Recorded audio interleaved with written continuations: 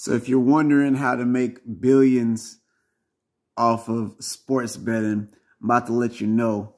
So I found this article, why sports betting is a low margin business, and it's pretty crazy. So it says last year, according to the American Gaming Association, the overall gaming industry captured $53 billion in revenue from legal gambling operations, while revenue from the budding sports betting sector from companies like Caesars Entertainment, FanDuel, DraftKings, and MGM totaled $4.29 billion in revenue last year.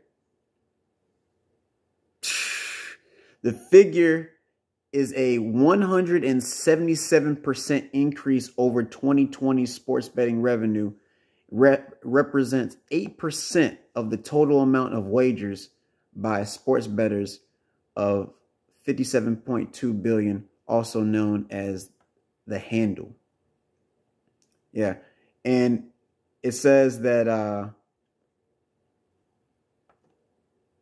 this article was mainly talking about how low of a margin this thing is. It says that sports betting is likely to remain a lower margin part of the gaming market compared to more traditional, mostly brick and mortar styles of wagering, because the house, on average, keeps a smaller percentage of overall bets. It says from a handle to revenue, unlike other pieces in the gaming industry, slots, tables, games, etc., it's a low margin business for sportsbook operators. So, I mean, essentially what's happening is all they got to do is build a website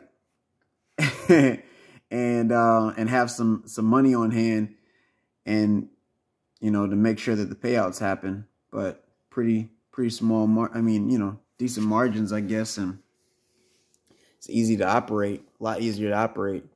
So, yeah. I mean, it says that there's right now about 33 states. Yeah, 33 states it's now legal, and that includes Washington, D.C., got Arizona, Connecticut, Louisiana, Maryland, South Dakota, Virginia, Wyoming.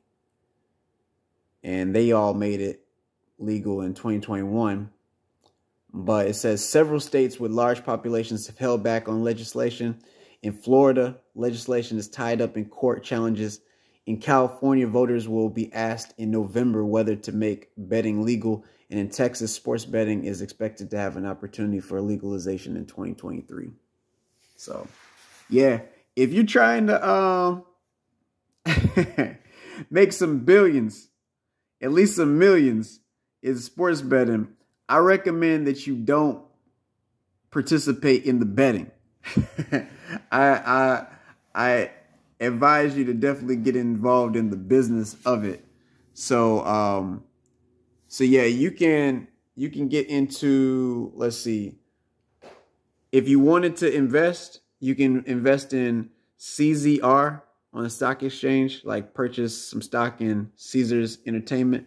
You could also purchase DKNG, which is for FanDuel and DraftKings. And then you can invest in MGM if you wanted to get involved in bet MGM. So, hey, to me that's the more sure bet, is you're betting with the house. So if you think that sports betting is going to be crazy, like I do in the future, yeah, I would recommend you go ahead and get involved in potentially buying some stock in some of these companies, because I think it's definitely going to be growing a whole lot more. The more, especially when Texas gets online and California gets online, that thing's going to explode. So, yeah, there you go. So, I don't know if some of y'all, y'all probably already know about investing a little bit.